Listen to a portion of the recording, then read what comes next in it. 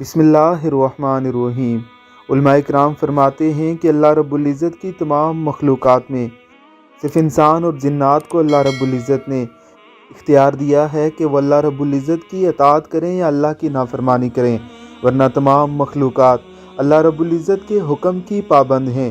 اللہ قرآن مقدس میں ارشاد فرماتے ہیں، افغیر دین اللہ یبغون وَلَهُ أَسْلَمَ مَنْ فِي السَّمَاوَاتِ وَالْأَرْضِ طَوْعًا وَكَرْهًا وَإِلَيْهِ يُرْجَعُونَ۔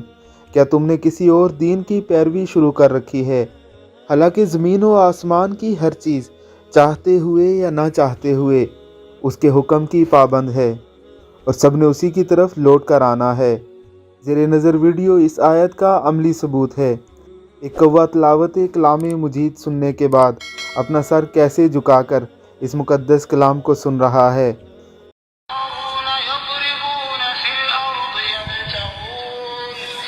يبتغون من فضل الله وآخرون يقاتلون في سبيل الله فاقرؤوا ما تيسر منه وأقيموا الصلاة وآتوا الزكاة وأقرضوا الله۔ یہ دیکھ کر بے اختیار سبحان اللہ کہنے کو جی چاہتا ہے۔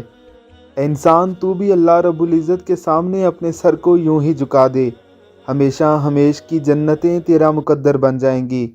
اس ویڈیو کو دیکھ کر کمنٹ باکس میں ایک بار ضرور سبحان اللہ لکھیے گا۔